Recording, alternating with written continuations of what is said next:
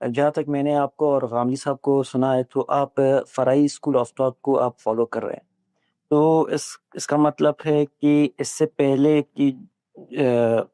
یعنی آپ کسی اور منہاج کو درست نہیں مانتے سوائے فرائی اسکول آف تھاٹ کو، تو اسی وجہ سے آپ نے اس کو انتخاب کیا۔ تو میرا سوال یہ ہے کہ تو اگر آپ کے مطابق یہ صحیح اسکول آف تھاٹ ہے تو اللہ تعالیٰ نے امام فرائی صاحب کو اس اولین یعنی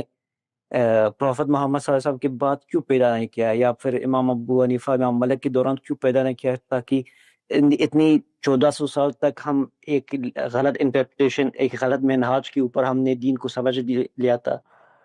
دیکھیے اللہ تعالیٰ تو اس طرح کی کوئی مداخلت دنیا میں نہیں کرتے، یہ مداخلت تو پیغمبر کو بھیجنے کی حد تک ہوتی ہے، اس کے بعد ارادے اختیار کا امتحان ہوتا ہے۔ اللہ تعالیٰ اگر یہ مداخلت اس معاملے میں کریں تو پھر آپ بہت سارے تقاضے ان سے کر سکتے ہیں کہ ان دیگر معاملات میں بھی وہ مداخلت کریں۔ کہیں پر ظالم ظلم کر رہا ہے تو اس کا ہاتھ پکڑیں، کہیں پر بچے بے گناہ مارے جا رہے ہیں تو وہاں پر ان کی نصرت تائید کریں۔ یہ اللہ تعالیٰ کا جو قانون اور اسکیم ہے اس کے خلاف ہے اس طرح کی مداخلت۔ باقی ایسا کبھی کسی نے نہیں کہا کہ دین پر شروع سے غلط عمل درآمد ہو رہا تھا، نعوذ باللہ من ذالک۔ دین پر ہمیشہ سے درست عمل درآمد ہوتا رہا، دین کے جو عملی تقاضے ہیں اس کو پوری امت نے اپنایا، اور یہ دین کے جو بنیادی احکامات ہیں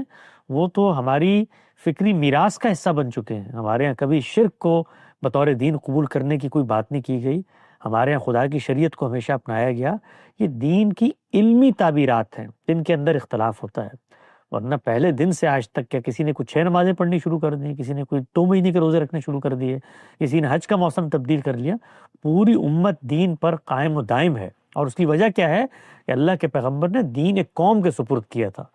اور ان میں وہ ایسی جانی مانی باتیں بن چکی ہیں کہ ان کے عوام اس کو آگے اپنے عوام کو منتقل کر رہے ہوتے ہیں۔ کچھ امام شافعی بیان کرتے ہیں کہ تنتقل قافہ عن القافہ،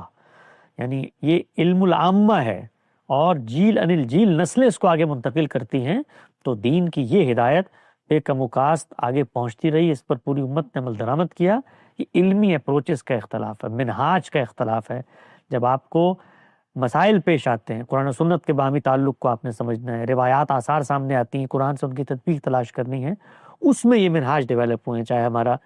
سلفی منہاج ہو، صوفی منہاج ہو، فقہی منہاج ہو یا فراہی منہاج ہو۔ تو یہ علم کی ڈیبیٹ ہے، اس سے نہ کسی کی نفی ہوتی ہے کہ پہلے لوگوں نے دین غلط سمجھا، وہ دین کی ہزاروں چیزیں ہیں جو وہ جس طرح انہوں نے سمجھی اس طرح ہم سمجھتے ہیں۔ کچھ بنیادی علمی معاملات میں پیراڈائم کا اختلاف ہوتا ہے۔